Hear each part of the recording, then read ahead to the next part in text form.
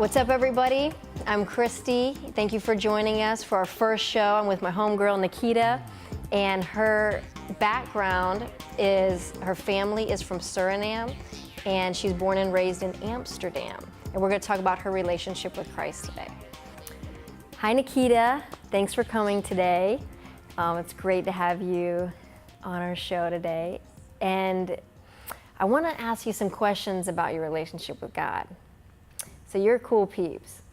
You're cool peeps, and you are an and very talented female. And I know a lot of people see you around, and you just have a really unique look about you.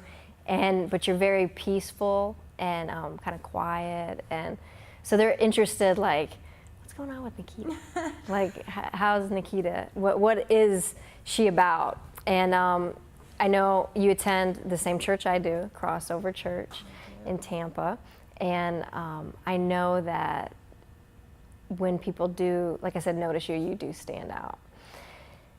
So I want to know, how did you begin your relationship with God? Has it always been, or? Well, definitely. I think it has always been there, because as a child, when I was little, my mom, she always brought us to church. So it was something we just did.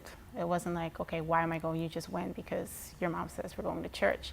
But I do realize, like, later in life as a teenager, when I was 18, I decided, okay, why do I believe? And what does God mean to me? So I started taking classes in church to really know about the Word of God and what it means to believe and why do we believe. And then I did my confirmation when I was 18 years old, and I was still living at the time in Amsterdam, where I grew up and was raised. And when I was 19, it was time for me to go to college, and I wanted to study abroad. So I came to America, to Tampa, Florida. I have been studying since 2007 here. And I still decided, you know what, even though I'm in a different country, I still want to pursue my relationship with God. And when you're in a different place, meeting new people, it's still, of course, hard to connect. So I went to a church that was, like, near my house, but after a year, I realized this is not really for me. I don't feel as connected as I could be.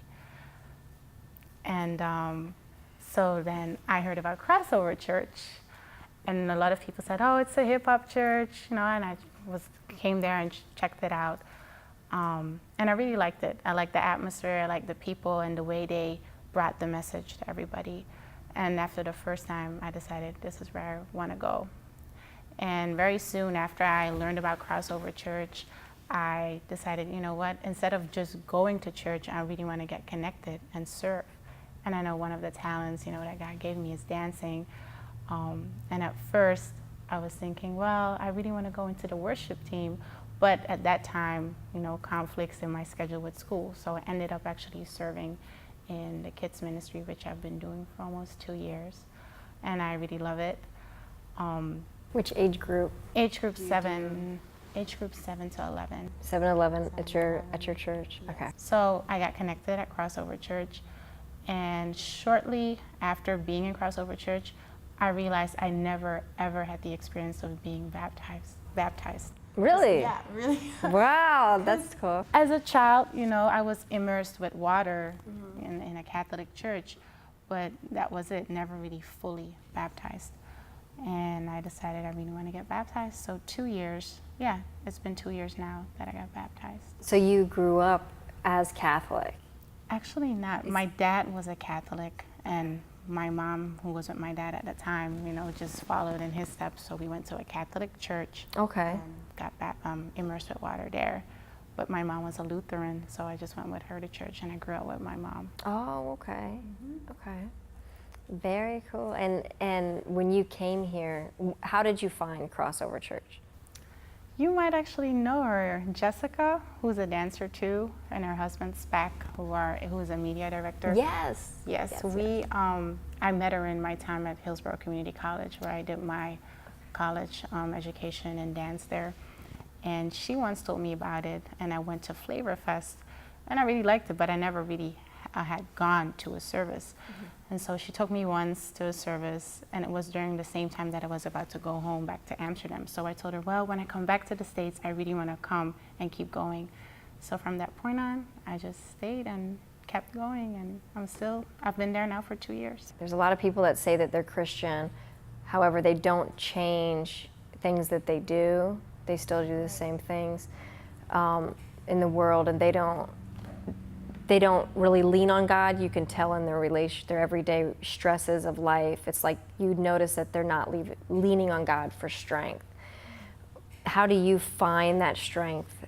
What gives you the power and the knowledge to say, no, I know what's up, I know what's real? What gives me the power personally to know that God is real and not to give up is by experience through the things in life, and I can say this is where God really was carrying me, just through the life experiences.